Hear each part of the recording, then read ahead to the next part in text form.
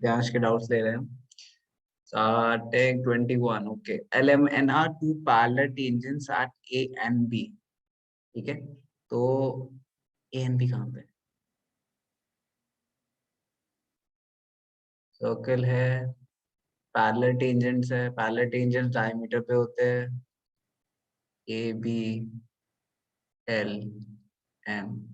ठीक है, the tangent C makes an intercept DE between line L and M। Tangent at C, यहाँ पे एक टेंजेंट बनाते हैं एंड L पे D। Okay, prove that angle DF।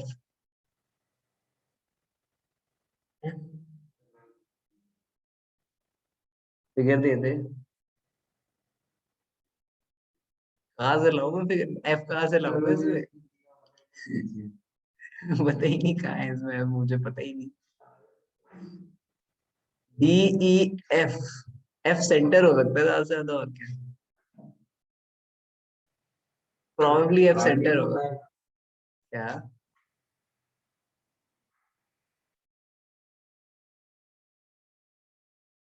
यही एंगल पूछा होगा।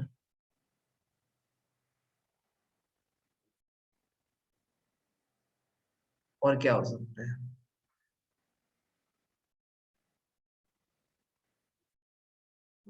चेक करो जल्दी एक बार, वरना आगे बढ़ जाऊंगा, मतलब कोई फर्क नहीं पड़ता इस क्वेश्चन से। बिना डायग्राम के फायदा नहीं सॉल्व कर।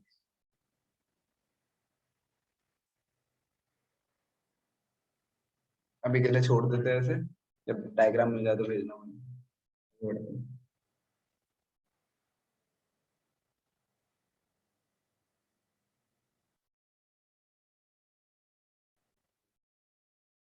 डायग्राम यही है। नेक्स्ट करते हैं। The radii of two concentric circles, concentric मतलब सेम सेंटर है उनका, are 13 and 8। ओके, तो एक 8 है, एक 13 है। AB is the diameter of bigger circle, RD is BD is tangent to smaller circle। AB diameter of bigger circle है।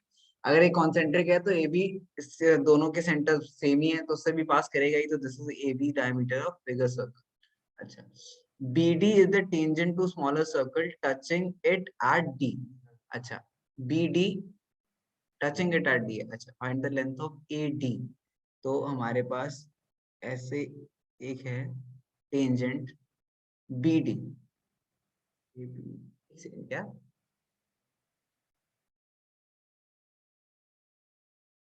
The radii of two concentric circles is 13 and 8। Okay. The AB is the diameter of bigger circle. BD is tangent to the circle touching। ठीक है, सही है, क्या problem है? ये देख, एक लाइन है जो टेंजेंट है स्मॉल सर्कल से डी बी डी। हमें लेंथ निकाल ली है ए और डी की। बस ट्राई करें। ठीक है, हाँ ठीक है ठीक है। अच्छा, तो बी डी हमारे पास क्या क्या मैट्रिक्स है पहले वो देख लेते हैं। सो यहाँ से यहाँ तक नहीं पता हमें, लेकिन हमें ये दोनों पता है। ठीक है, ध्यान से देखते हैं। ये पूरा कितना है? 13 सेंटीमीटर रेडियस है बिगर सर्कल का, एंड ये 8 सेंटीमीटर। Correct, tangent 90 degree. ठीक है, तो ये 13 है, 8 है, कितना हो जाएगा?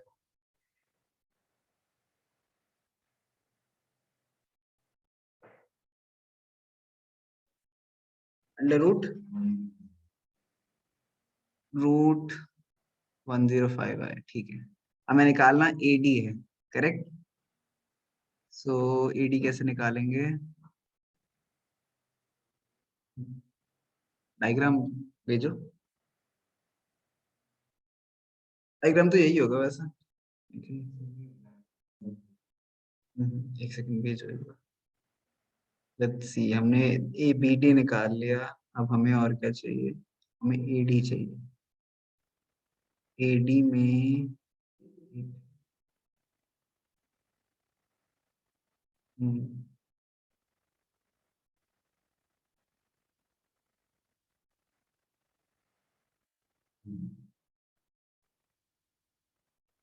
तो मैं भेजूँ।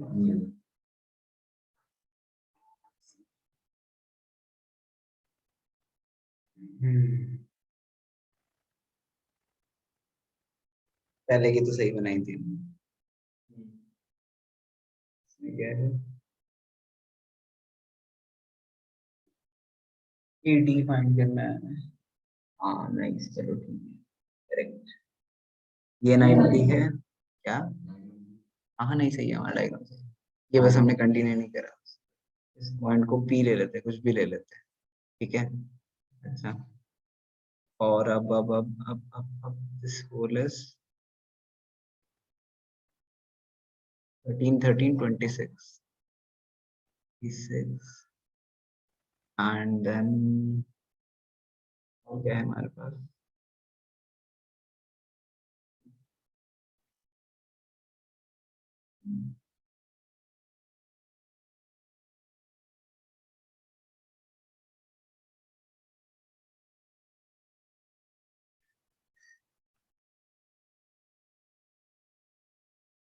एक्स ले अगर हम इसे,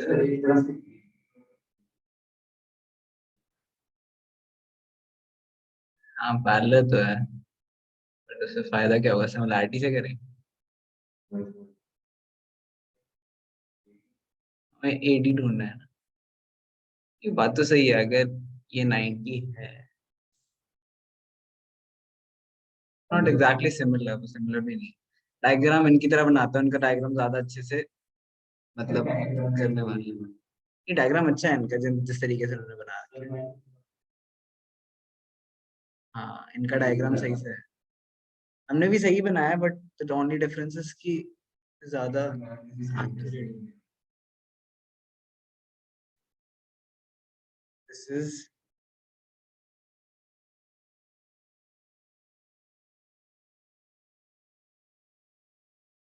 पॉइंट डी, हमें AD निकालना है। ओके, हमारे पास ये कितना दे रखा है, दिस इज 13 प्लस 13, ये पूरा 26 है, करेक्ट। 13 13 है ना, डेट आई है, तो ये पूरा ये भी कितना है, 26। ओके, अच्छा। ऑन द अदर हैंड, अच्छा हो गया, हमने ये कितना निकाला था, ये हमारे पास 8 था, ठीक है, ये 13 था, तो ये कितना आया था, √105, करेक्ट। अब बाइसे ये देखो, perpendicular from centre bisects the chord, तो ये 105 है, तो ये भी 105 हो जाएगा। अगर ये 105 है, 105 है, ये 26 है, तो ये कितना हो जाएगा, दोनों का स्क्वायर करते हैं, 2√105 होल स्क्वायर, ठीक है, प्लस इस पूरे को अगर हम x ले लें, x square is equals to 26 square. Value निकालो, कैलकुलेट मत करने बैठ जाना, आराम से करना, कॉमन निकल जाएगा।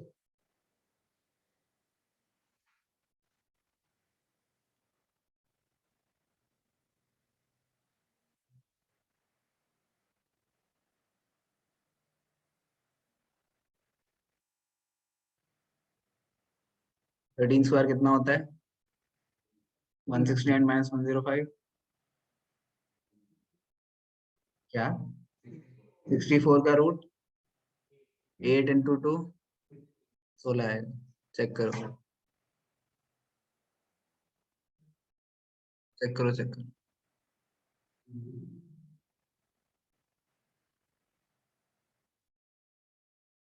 पहले करो फिर दिखाता हूँ जल्दी से।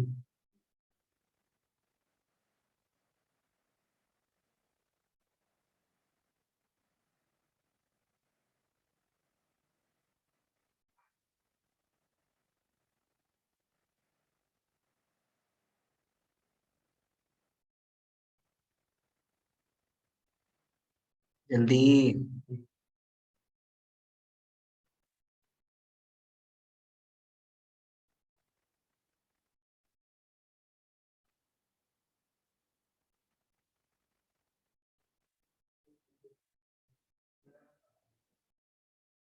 इसी नहीं आ रहा ना,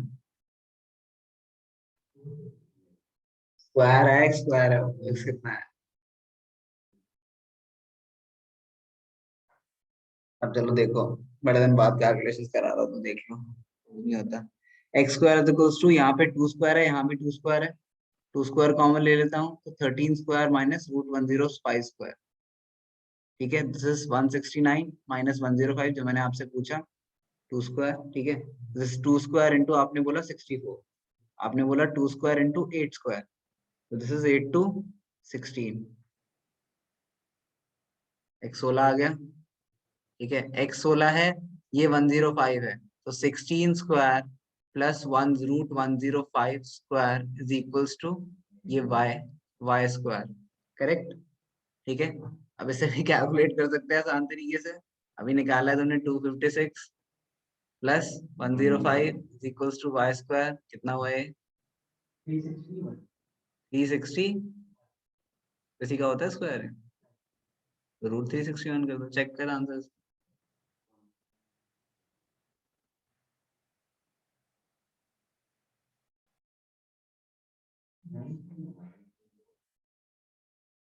19 का होता है। गुड। क्या? क्यों नहीं आता? सी लास्ट में 1 है तो मेरा पहला गेस ही 19 होता है। अगर मैं गेस भी करता ना, तो मैं मेरा पहला गेस किया, तुम देखो ना लास्ट में क्या है, 1 है। किसके में आता है 1? 29 का कहाँ से आ गया? चेक तो करो पहले, तो वही तो कहता, तुम इतने कॉन्फिडेंस से बोलते कैसे, ये समझ नहीं आया मुझे आज तक। मतलब तो कोई नहीं, ट्राई तो करो, लास्ट में आके चेक तो करो पहले, स्क्वायर है नहीं है। एक दो नंबर्स के चेक करो, अगर नहीं है तो बोलो ना।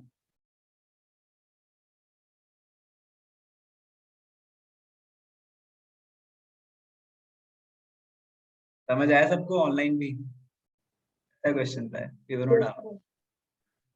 हाँ, कॉपी पेस्ट लिख लो, रट लो। मैं पूरा कंप्लीट कर रहा हूँ तो सारी चीजें लिख।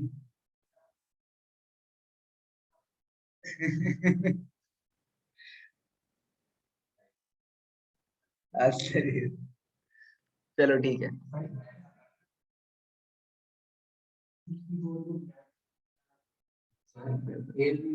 In fact, if your paper is being checked by a good enough teacher, they'll be genuinely impressed और मान लो फालतू एक नंबर भी दे दे। I'm not even kidding, मतलब ऐसा होता है। मैंने आपको बहुत बार ये कहानी सुनाई है कि मैंने एक पेपर अटेम्प्ट 94 का करा था और मार्क्स 95 आए। ठीक है, 94 आउट ऑफ 94 मुझे पता था करेक्ट है, लेकिन 95 भी आ गए मेरे जस्ट बिकॉज मेरा पेपर पूरा एग्जैक्टली सही था, एक्सेप्ट फॉर वन क्वेश्चन जो मैंने अटेम्प्ट ही नहीं करा, खाली छोड़ गया, खाली छोड़ दिया मैंने। तो teacher was generally, I I expect कि वो जनरली इम्प्रेस हो गया होगा कि बच्चे ने जो करा है नीटली बिना काटे कुछ भी हटाया, सब कुछ सही करा है, बट एक क्वेश्चन नहीं करा। मतलब टाइम की बात ही नहीं थी ना, 1 घंटा फालतू, मुझे चैप्टर नहीं पढ़ा था। 12th में हुआ था मेरे साथ, पर रिलेशन फंक्शन पढ़ी मैंने नहीं करा। रिलेशन फंक्शन नहीं पढ़ी थी मैंने, एक पूरा चैप्टर नहीं पढ़ा मैंने सोचा था चॉइस तो आ ही जाएगी। क्यों लिखना है? मुझे कॉन्फिडेंस था कि मेरे उसमें मार्क्स नहीं आ सकते थे। I wanted to make my paper tidy, कि एक भी गलती ना हो, एंड मुझे पता था वो क्वेश्चन मुझे नहीं आता तो मैं गलतियां करूंगा इसमें, कटे and that is very expected. मतलब दैट इज द रीजन कि मैंने वो अटेम्प्ट नहीं करा था, एंड फिर भी मेरे मार्क्स मोर एक्सपेक्टेड। अगर आप पेपर प्रॉपर्ली नीटली करते हो ना, एंड सारी चीजें आप अगर अच्छे हो मैथमेटिक्स में and सब चीज प्रिसाइजली कर रहे हो, तो teacher will be genuinely impressed. And हो सकता है, क्योंकि बोर्ड्स का ही तो पेपर है, हो सकता है कि आप नर्वस हो गए उस टाइम पे, टीचर एक्सपेक्ट यू कि मतलब मे भी बच्चे से गलती से छूट गया हो, तो वो दे सकता है।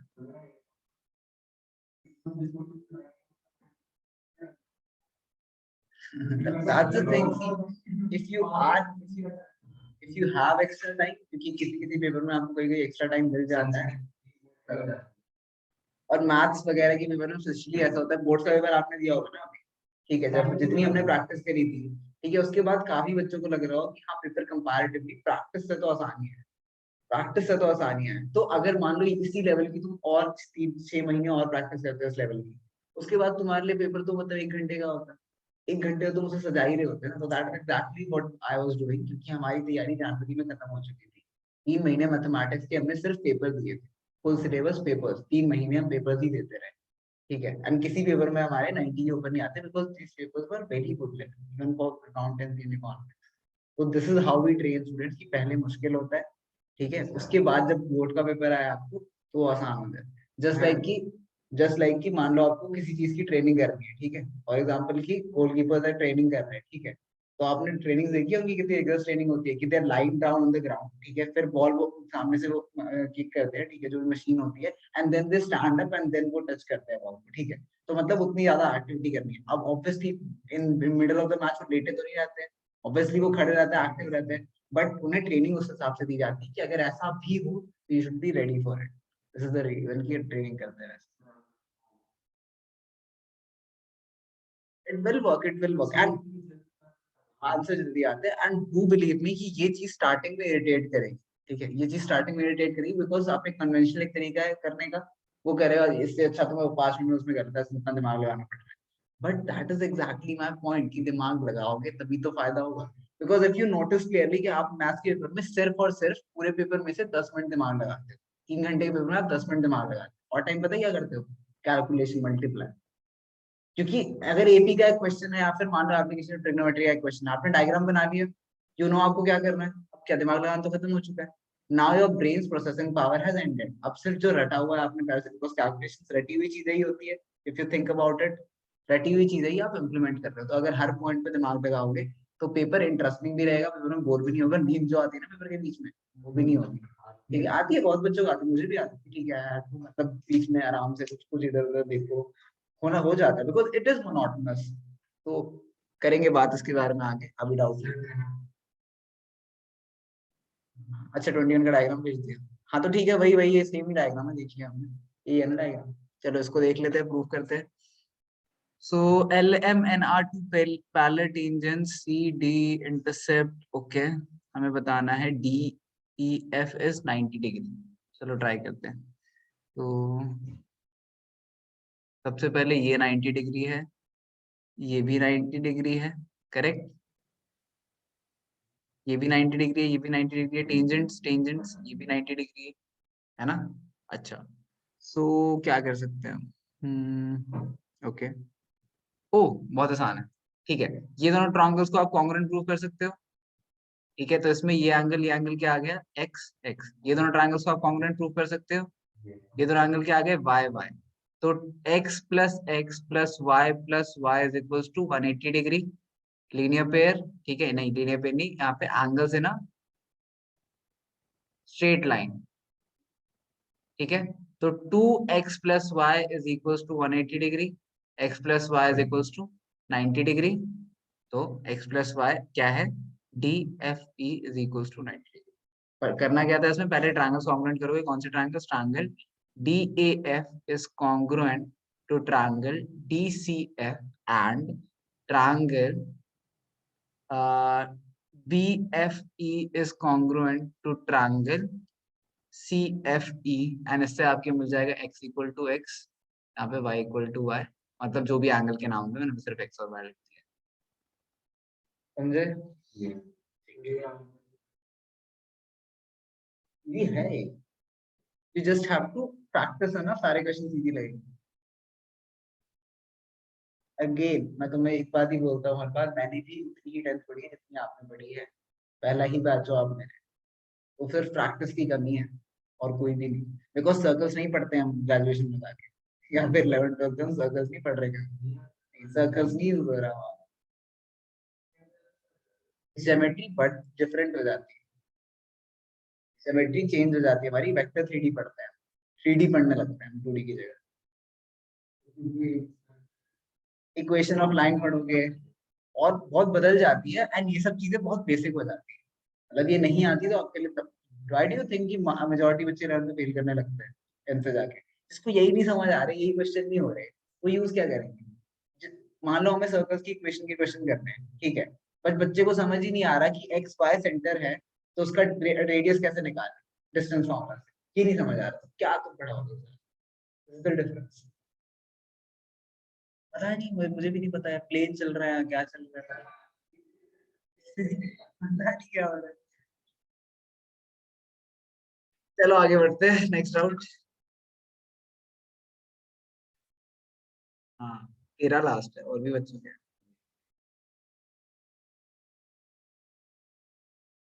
Prove that the line segment joining the point of contact of two parallel tangents passes through the center. अच्छा, अगर हमारे पास दो parallel tangents है, ठीक है, इससे जो लाइन पास करेगी, prove that the line segment joining the point of contact of two parallel tangents. Point of contact याद रहे क्या होता था, जिसपे वो सर्कल के साथ contact करता है, tangent points, ठीक है। तो यहाँ मान लो ए बी है, ठीक है, हमें प्रूव करना है कि ये किस पे लाई करता है, इस पासेस थ्रू द सेंटर, ठीक है। ये वाला क्वेश्चन हम ऑलरेडी क्लास में भी कर चुके हैं। इसे करना कैसे होता है, इसे हम सिंपली ऐसे करते हैं, हम बोलते हैं कि दिस इज टेंजेंट, ठीक है, दिस इज टेंजेंट, तो ये क्या है 90 डिग्री, ठीक है, दिस इज टेंजेंट, ये क्या है 90 डिग्री, ठीक है, ये तो ऑलरेडी पैरेलल है, तो ये दोनों 90 डिग्री हो गए, ठीक है, दोनों टेंजेंट्स है, दोनों 90 डिग्री हो गए, ठीक है, यहाँ तक क्लियर है। अच्छा, उसके बाद अगर ये दोनों टेंजेंट्स है तो हम क्या बोलते हैं, हम दूसरा पॉइंट लेते हैं, याद है, और हम बोलते थे कि ये परपेंडिकुलर डिस्टेंस है, ये शॉर्टेस्ट डिस्टेंस है, ये शॉर्टेस्ट डिस्टेंस है, परपेंडिकुलर डिस्टेंस है, शॉर्टेस्ट डिस्टेंस है। अगर शॉर्टेस्ट डिस्टेंस है मतलब ये क्या है, ए बी क्या है, परपेंडिकुलर शॉर्टेस्ट डिस्टेंस है, तो ए बी डायमीटर है सर्कल, ठीक है। अगर किसी भी और पॉइंट पे होगा तो ये अगर डायमीटर नहीं होगा, हमें सिर्फ ये प्रूव करना है कि A B is the diameter. ये क्वेश्चन को चेंज करके आप ये भी लिख सकते हो कि हमें प्रूव करना है this is A B is the diameter of the circle. तो डायमीटर वाला क्वेश्चन तो हम कर ही चुके हैं। एक बार डायमीटर वाला देखना, अगर नहीं समझ आया दोबारा पूछना, एंड आई एक्सपेक्ट कि काफी बच्चों को दोबारा नहीं समझ आएगा, बिकॉज होती है थियोरेटिकल क्वेश्चन थोड़े से ट्रिकी होते हैं समझने के, लिखने के लिए आसान है लेकिन समझने के लिए मुश्किल है, में के डाउट लेते हैं।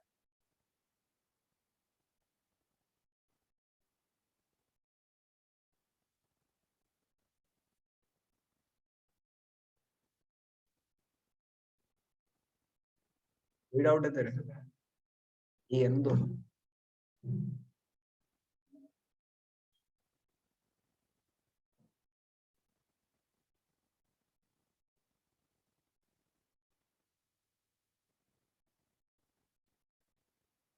तुम्हारी पीडीएफ में जाएगी ऐसी गंदी गंदी इमेजेस, मुझे मत बोलना, हाँ, ठीक है, मुझे कोई दिक्कत नहीं है। चलो ठीक है, देखते हैं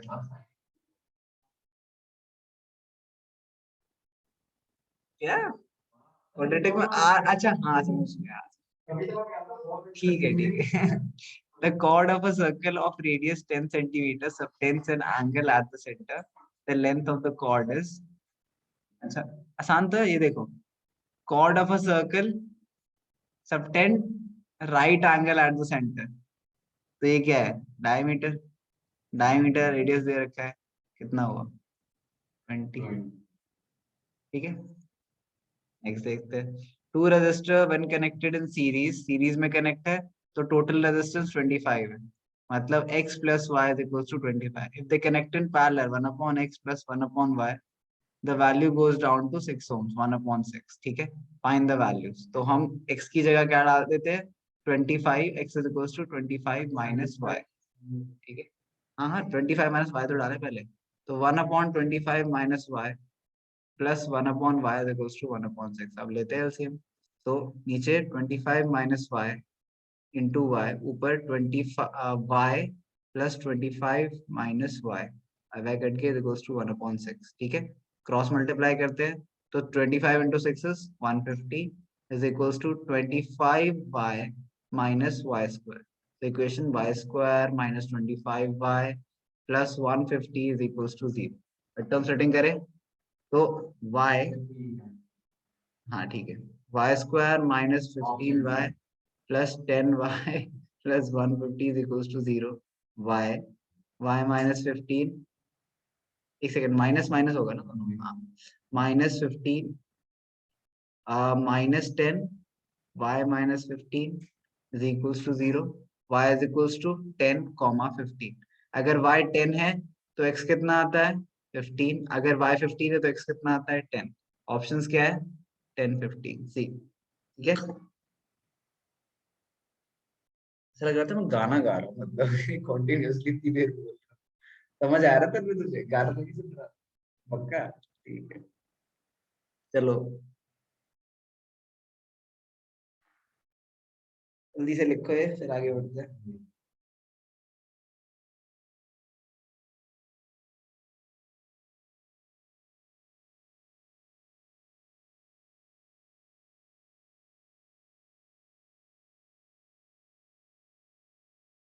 बेटा आप लोग को ऑनलाइन बच्चों को जो डाउट है वो भेजो, आई एम वेटिंग।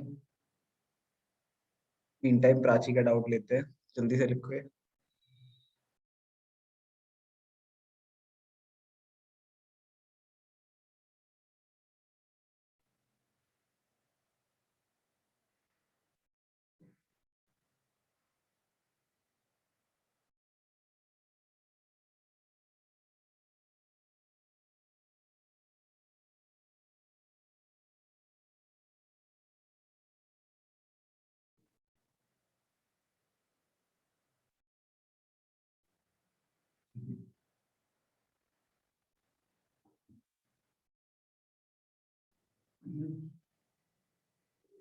जितने डाउट्स आ गए अभी तो आए नहीं, और तो अभी 10 मिनट और।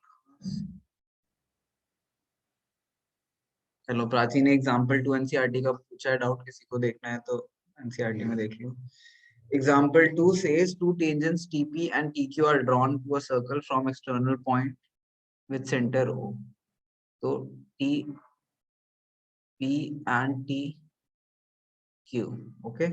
अच्छा, एंगल P हमें प्रूव करना है। ये जो एंगल है, angle PTQ is twice angle OPQ, ठीक है? अच्छा, ध्यान से देखते हैं। सबसे पहले इसमें हमें क्या करना है? हाँ, सबसे पहले ये देखो, हमें पता है ये दोनों साइड्स इक्वल है ना?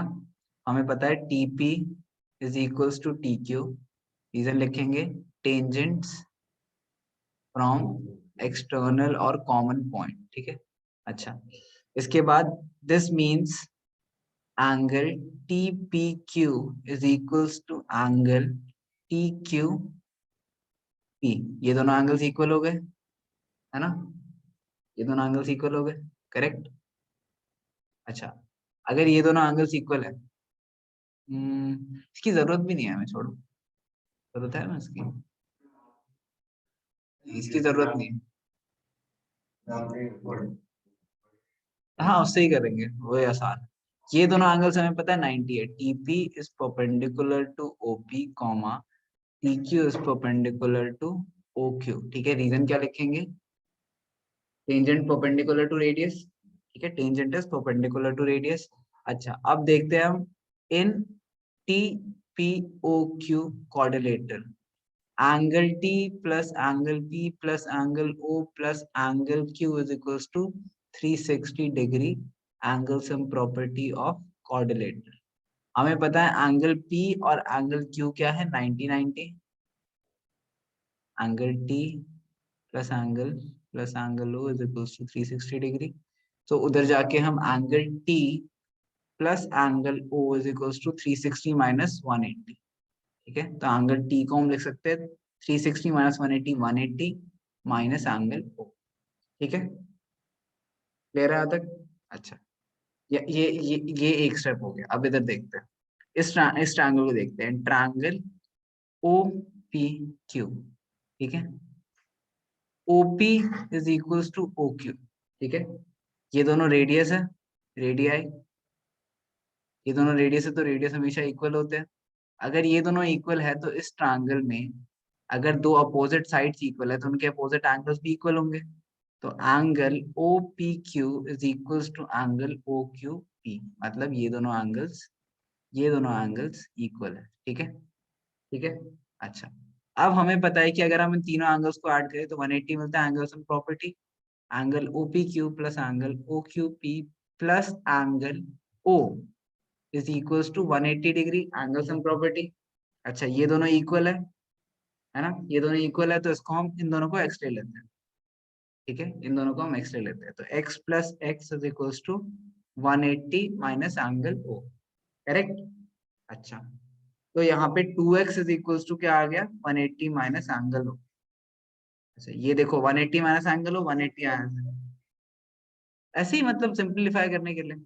आप x लेना चाहते तो आप सीधा एंगल टू एंगल OPQ लिख ले, ठीक है?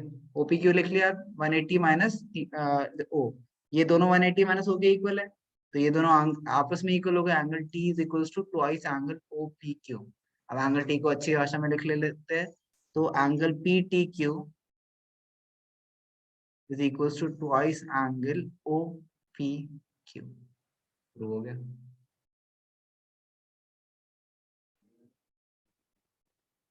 आरटी का सॉल्यूशन देखा ही मतलब, आरटी का सॉल्यूशन मैं मुझे देखने के बाद मैं भूल जाता हूँ करना कैसे। ठीक है, मतलब बहुत बहुत इरिटेटिंग, बहुत बहुत इरिटेटिंग है।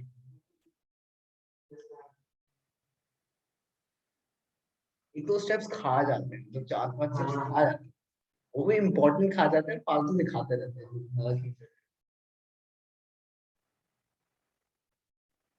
ये प्रोफेशन कर लेते हैं, आरटी का सॉल्यूशन देने का कि प्लीज पढ़ बेटर करो सॉल्यूशन, इतने बच्चे बुक यूज कर रहे हैं।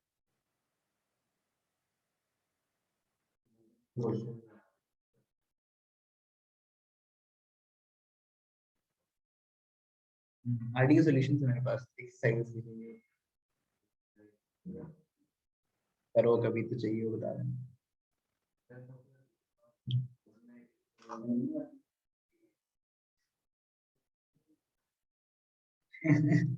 नो,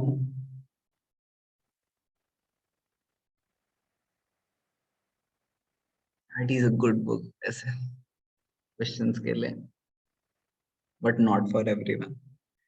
एनसीईआरटी का 12th question. Okay, a triangle ABC is drawn. अच्छा बना ही रखा है, ठीक है।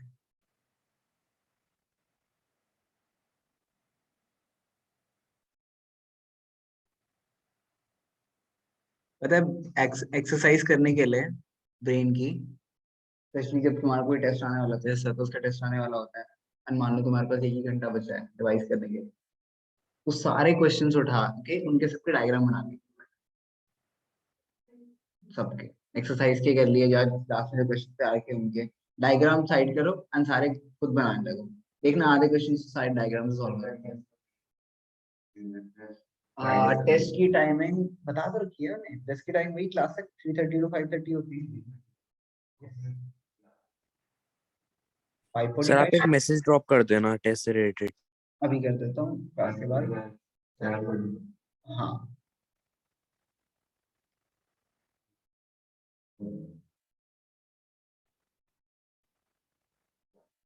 कल घर से पढ़ के भी आना पड़ेगा। ABC, this is 8 centimetre, this is 13 centimetre. Okay, हमें फाइंड क्या करना है? Find AB and AC। Radius 4 centimetre दे रखा है, रेडियस क्या दे रखा है? 4 सेंटीमीटर। ओ सॉरी, रेडियस दे रखा है 4 सेंटीमीटर। एनसीईआरटी क्वेश्चन, ठीक है। हमें क्या फाइंड करना है? हमें साइड साइड AB फाइंड कर, कौन सी साइड करनी है? AB साइड फाइंड करनी है, AC साइड फाइंड करनी है, ठीक है। हाँ, तो काफी बच्चे सोचेंगे कि ये 13 है, ये भी 13, ये 8 है, ये भी 8, ठीक है। अब नहीं सोचना, ये ऐसे नहीं करना। क्या करोगे इसके बाद? कोई ऑप्शन है तुम्हारे पास और कुछ करने का? एक्सलेट कर लेते अब। हमें AB और AC निकालना है।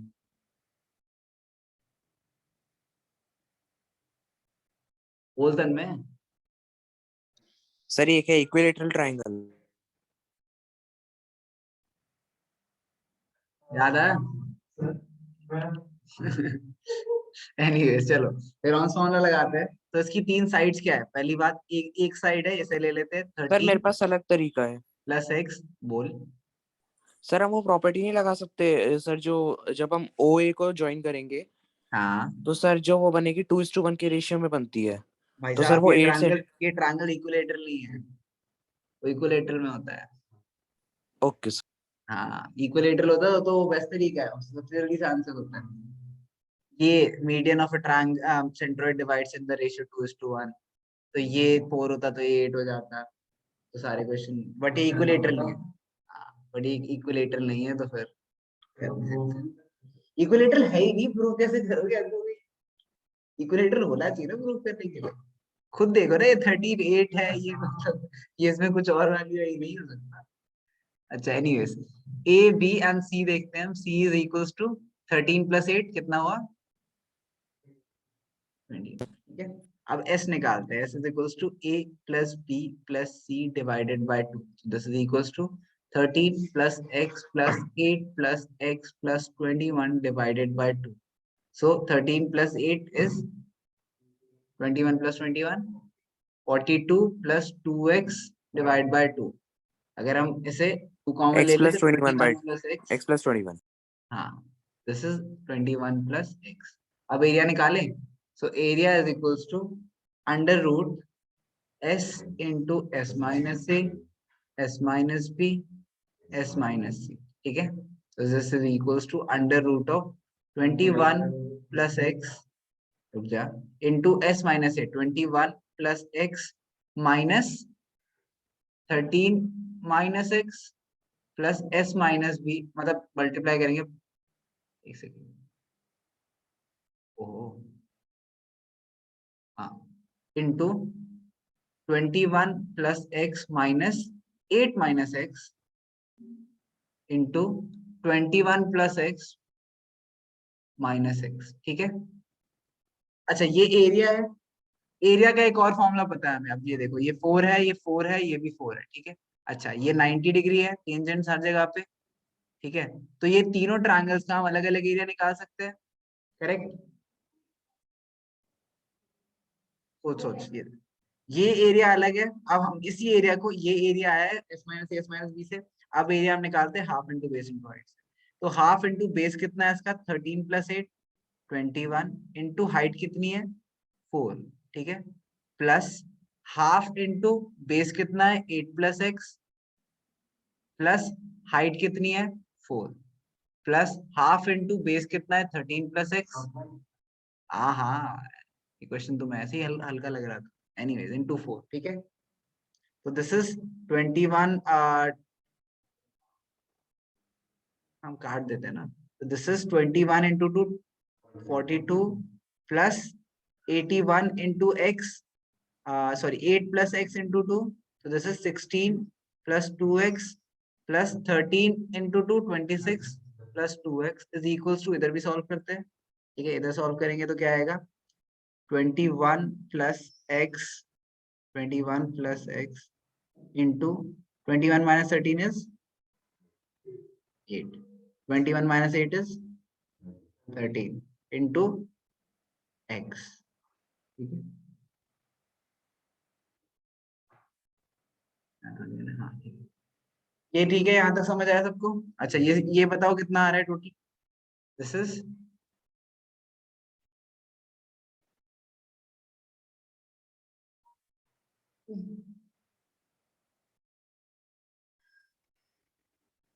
84 plus 4x, correct, is equals to under root of 21 plus x into 8 into 13 into x, ठीक है। अभी ऐसे ही छोड़ देते हैं, कुछ नहीं करना। अच्छा, अब इसमें से 4 कॉमन ले लूं मैं, तो 4 इंटू क्या बचेगा अंदर, 21 plus x, correct, is equals to under root of 21 plus x into 13 into 8 into x, ठीक है। अच्छा, इधर रूट है, उधर स्क्वायर बना देते हैं, ठीक है। तो this is 4 4 16 into 21 plus x whole square is equals to 8 into 13 into 21 plus x into x. 21 plus x से 21 प्लस एक्स कट गया, ठीक है। 8 2 16, ठीक है। तो 2 into 21 plus x is equals to 13 x, correct. So this is 42 plus 2x is equals to, कुछ गलत हुआ है शायद, कोई नहीं, 13x, ठीक है। सो 42, कुछ गलत हुआ पक्का, कुछ गलत हुआ है क्या,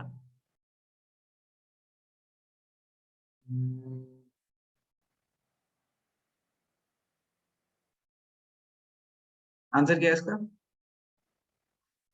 इसका एग्जैक्ट आंसर आया था, हमने पिछली बार भी करा है। 21 प्लस 2x,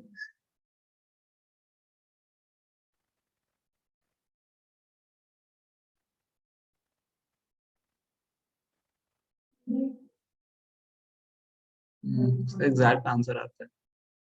गलती कहाँ है फिर? नहीं ये तो सही करा है, ये वाला पार्ट तो बिल्कुल सही है, इधर कुछ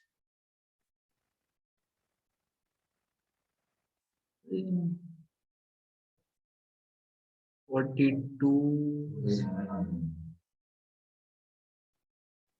x कितना आ रहा है फिर? पॉइंट्स में आएगा ना, एग्जैक्ट आना चाहिए, आया था पिछली बार हमारा, क्या करा है इसके मैच का।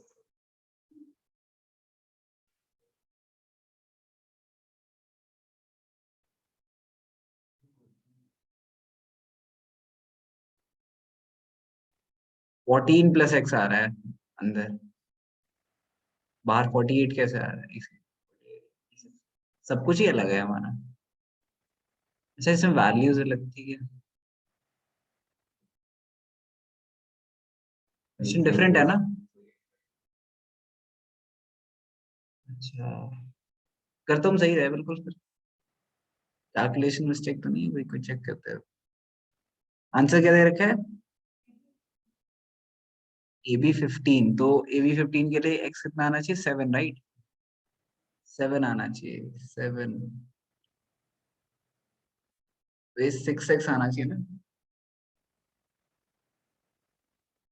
6x आना चाहिए मतलब कहीं कोई गलती हुई हो। यहाँ से 4 कॉमन लेते तो 21 प्लस एक्स ही आएगा ना, चेक करो एक बार। 4 common, 4 square 16, 21 plus x square, एक 21 से एक 21 कटा, होल स्क्वायर है ना, इधर वाला रूट इधर आ गया। हाँ ठीक है, तो एक से एक कट गया, ठीक है, 21 plus x is equals to 13x। I can't see an error, यहाँ कोई गलती है क्या? नहीं, half into base into height, हमारे पास जो एरियाज है ये 13 है,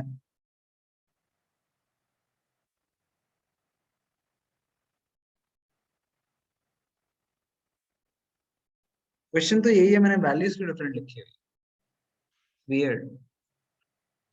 हाँ क्वेश्चन सेम है, मतलब जो हमने अभी करा है क्वेश्चन सेम, मेथड आप सब समझ गए ना, मेथड क्या करना है, जिससे ही आंसर आएगा। आई हैव नो आइडिया मैंने 13 और क्या लिखा है, यहाँ पे 8 क्यों लिखा है, वहां पे 6 है। तुम बेशर्मो एनसीईआरटी खोल के बैठे हो, कोई एक बच्चा नहीं हो सकता कि वहां 13 क्यों लिखा है सर आगे। ये तो वही तो कह रहा हूँ, एनसीईआरटी सामने है, तो अरे इतनी देर से मैं टाइम पास कर रहा हूँ, 6 है। क्वेश्चन थोड़ी चेंज कर दूंगा।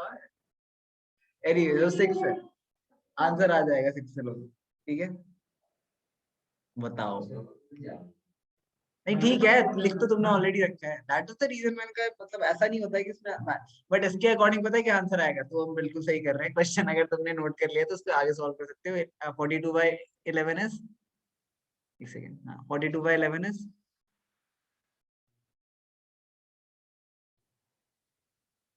निकालना जल्दी, 3.8 आ रहा है अप्रोक्सीमेटली, ठीक है, तो 3.8 अगर आ रहा है तो ये हमारा क्या आ जाएगा, 3.8 एंड 3.8, सो ये हो गया हमारा 11.8 एंड ये क्या हो गया हमारा 16.8, ठीक है। हो सकता है ऐसे भी क्वेश्चन, बट हमने वैल्यू गलत लिखी है, इसलिए हमारा आंसर डिफरेंट आ रहा है जो इस वैल्यू के हिसाब से। क्या वो भी सब, ओ ये अच्छा आइडिया है, वैल्यू बदल देंगे, वैल्यू बदल देंगे। I have no idea why I wrote down 13, I have literally no idea, क्योंकि कुछ 13 नहीं है यहाँ पे आसपास। क्वेश्चन जो प्राची ने भेजा है वहाँ पे 6 और 8 ही लिखा है, 6 doesn't even look like. Sir question तो गलत उतार सकते हैं। चलो ठीक है, नेक्स्ट है 13, prove that the opposite sides of quadrilateral circumscribing subtend supplementary angles at the centre. अच्छा ये भी करते हैं,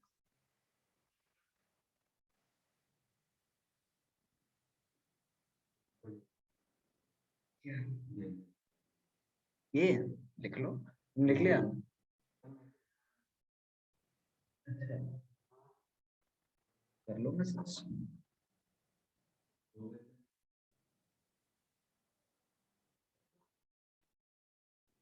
क्या एक्सक्यूज मी सर। हाँ बोलो। सर आज आज हमारा स्पीड लैब्स वाला होगा? हाँ होगा। नो अच्छा, ऑनलाइन किसी को कोई डाउट तो नहीं है बाय द वे? सर। ठीक है, फिर लास्ट क्वेश्चन ही है, फिर जा सकते हो। Last question. क्या मैं कह रहा हूँ, लास्ट क्वेश्चन ही करेंगे, उसके बाद हो गया बस। भेज दो, पहले भी पीडीएफ में है सर मुझे। ठीक है, ओके ओके। लास्ट करते हैं चलो। Prove that the opposite sides of a quadrilateral circumcising a circle subtend supplementary angles at the center. Opposite side से हमारे पास एक क्वाड्रिलेटरल की, और वो सर्कमसाइज कर रहा है एक सर्कल, मतलब इसके अंदर एक सर्कल है। ठीक है, ए बी सी डी। अच्छा, supplementary angle eight the centre हमें प्रूव करना है कि ये supplementary angle eight the centre subtend करता है। ठीक है, बहुत ही आसान क्वेश्चन है। पता है इसमें क्या करना है? सबसे पहले ये देखो, ये क्या है? टेंजेंट है। ठीक है, एक्सटर्नल पॉइंट से ये देखो, हाँ ये सारे पॉइंट्स हमने ज्वाइन कर दिए। अब ये दोनों ट्रायंगल्स को कॉन्ग्रुएंट कर सकते हैं हम प्रूफ। ठीक है, तो इससे आपको मिल जाएगा, मान लेते हैं हमको angle x equal to x. ठीक है, सीपीसीटी से फिर आप ये दोनों ट्रायंगल्स को कॉन्ग्रुएंट प्रूफ करोगे,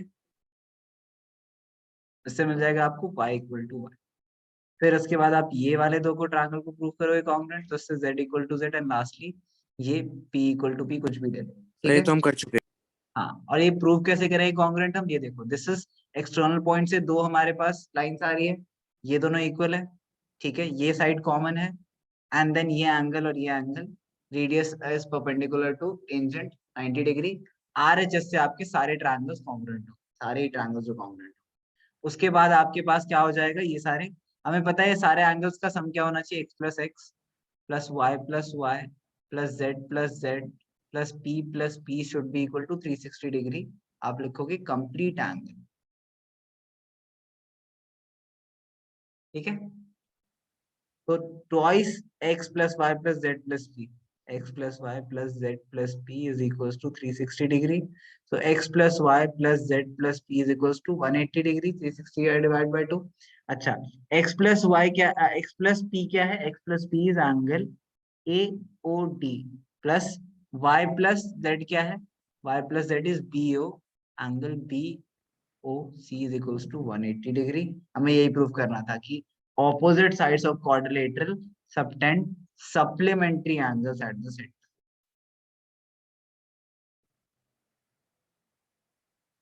ओके सर।